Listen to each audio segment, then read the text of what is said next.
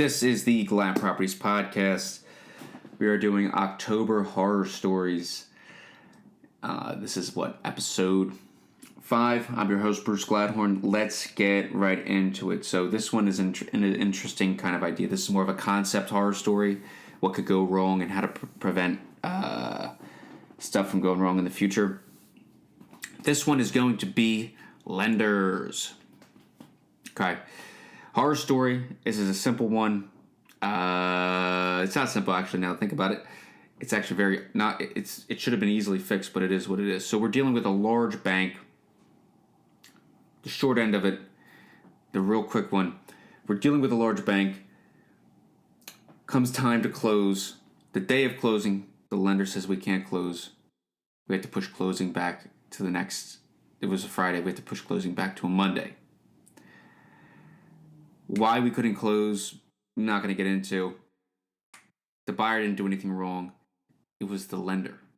Sometimes lenders will screw you up. Sometimes lenders will make mistakes. Sometimes departments don't speak to each other. So the underwriting department doesn't speak to the loan officer's department, which doesn't speak to insurance for whatever reason. These things happen. They're unavoidable. And that's why I have the best lender in the entire world. So if you need her contact info, you just send us an email. glattproperties@gmail.com. She's the best, never had any screw-ups. Always hits the mark on time. Fantastic. And she can do it 30 days or less. So she's phenomenal. Really good department over there. But anyway.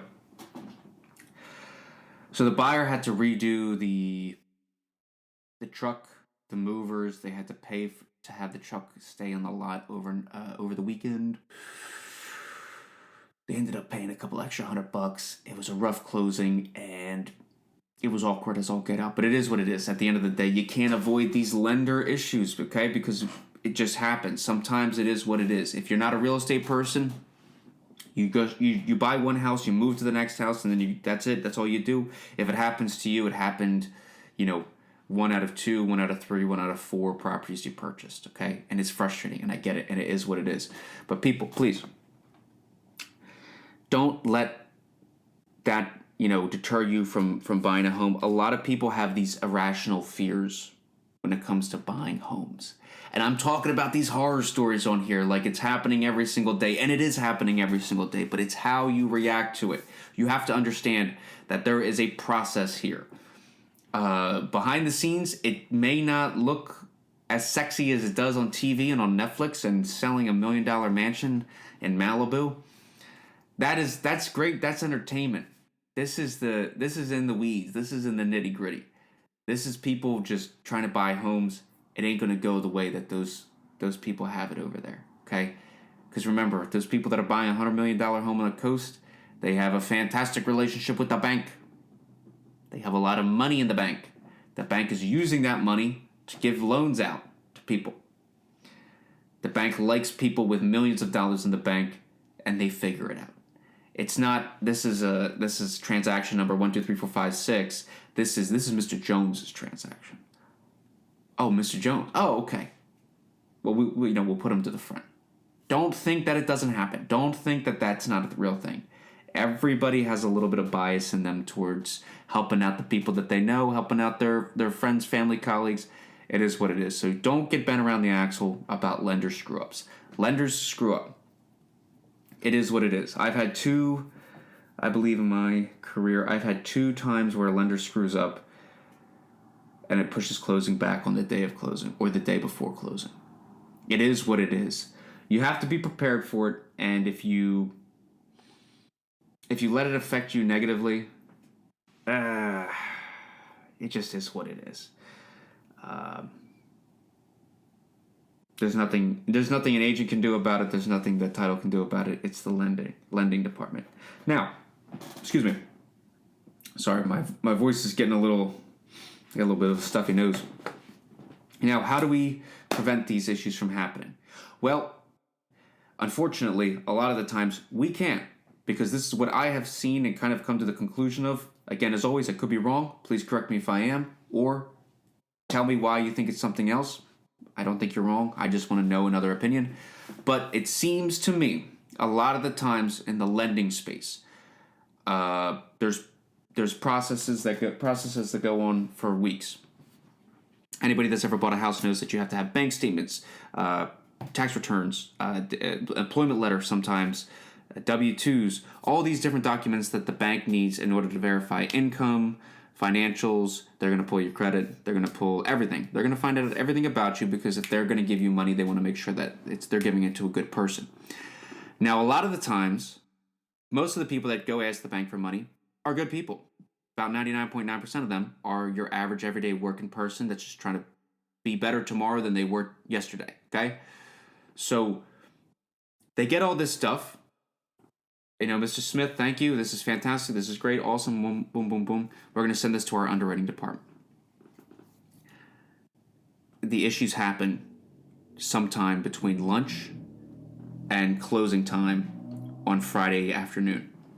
This is my opinion. This is my experience. This is my guess. This is my conclusion. If you are sending documents to somebody on Thursday afternoon, you have to follow up and make sure that they are where they're supposed to be on Friday morning. I'm just telling you, as a buyer, as an agent, as an investor, you gotta do your own follow-up. Believe me, I've been messed over by not doing my own follow-ups in my own spaces for my own things, for whatever. At the end of the day, you have to advocate for yourself.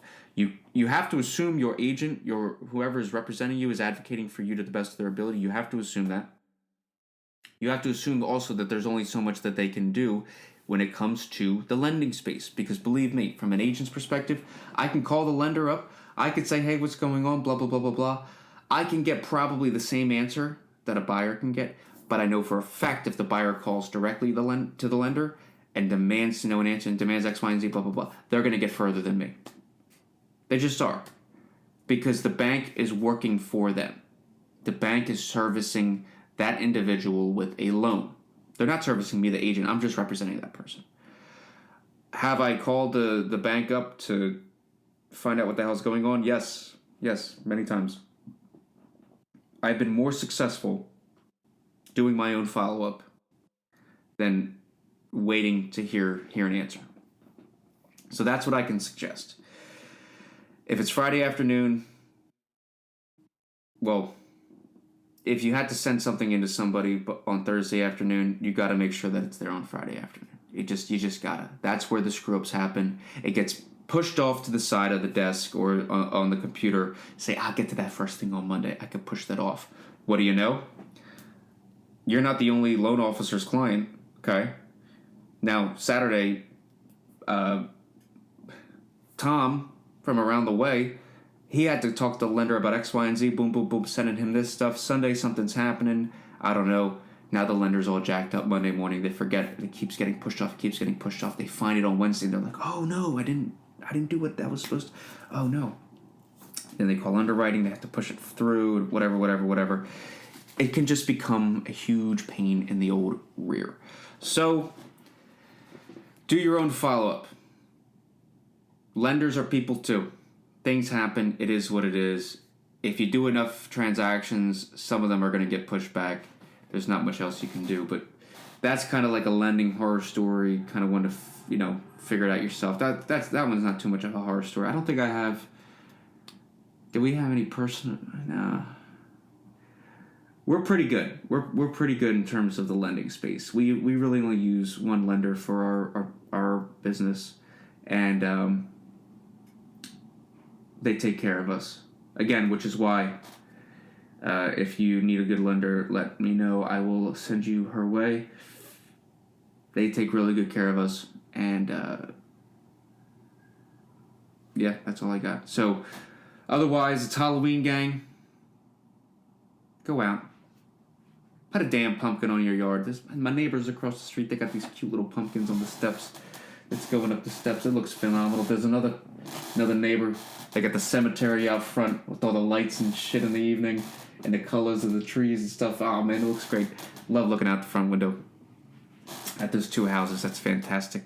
Never was a big Halloween guy until I moved up here to the Lehigh Valley, and that's when the trees start to get really, really pretty. A lot more vegetation than where I'm from. A lot more nature. So yeah. So enjoy your Halloween, gang. Stay safe. If you're out hunting, keep your head on a swivel out there. If you're out walking around, put an extra jacket on. I got a little stuffy nose. Probably something changing the weather. Everybody's probably feeling something. But otherwise, gang, as always, thank you for listening. All we want to do is try to help you out, try to help be better, try to help people get into real estate. So if you have any questions, please send them in, glattproperties@gmail.com. I'd be more than happy to help in any way, answer those questions. If you're concerned about what's going on in the market, don't worry. Wait till November. I'm going to break it down for you. I have a quarterly report that comes out of about our market up here. I'll break that down a couple weeks later. If you want the quarterly report, let us know. We'll send it to you. Otherwise, stay safe, y'all.